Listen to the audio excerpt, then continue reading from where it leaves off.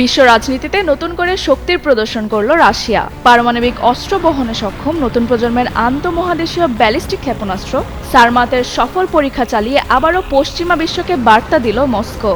রুশ president Vladimir Putin এই ক্ষেপণাস্ত্রকে বিশ্বের সবচেয়ে শক্তিশালী বলে দাবি করেছেন। কি হয়েছে? মিনিস্টার ফ্রিজ কিনে হাম্বা জিতেছে। মিনিস্টার ফ্রিজ কিনুন, হাম্বা জিতুন। আরও আছে আকর্ষণীয় উপহার। রুশ রাষ্ট্রীয় টেলিভিশনের প্রচারিত ফুটেজে দেখা গেছে কৌশলগত ক্ষেপণাস্ত্র বাহিনীর কমান্ডার সের্গেই কারাকায়েভ সরাসরি পুতিনকে সফল উৎক্ষেপণের খবর জানাচ্ছেন। বিশাল ধ্বংস ক্ষমতা, হাজার হাজার কিলোমিটার পাল্লা এবং যে কোনো ক্ষেপণাস্ত্র প্রতিরক্ষা ব্যবস্থা ভেদ করার সক্ষমতার দাবি ঘিরে আন্তর্জাতিক অঙ্গনে নতুন উদ্বেগ তৈরি হয়েছে। বিশেষ করে ইউক্রেন যুদ্ধ ও পশ্চিমাদের সঙ্গে উত্তেজনার মধ্যে এই পরীক্ষা বিশ্ব নিরাপত্তা পরিস্থিতিকে আরও আলোচনায় নিয়ে এসেছে।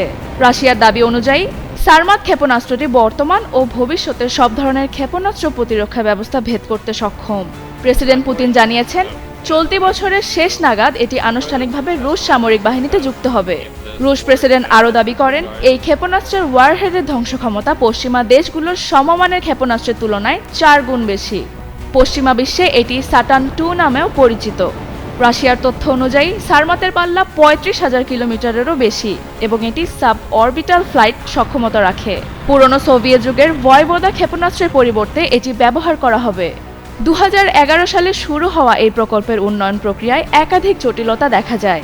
মঙ্গলবারের পরীক্ষার আগে ক্ষেপণাস্ত্রটির মাত্র একটি সফল পরীক্ষা হয়েছিল। এছাড়া 2024 সালে এক পরীক্ষায় বড় ধরনের বিস্ফোরণের খবরও প্রকাশিত হয়েছিল।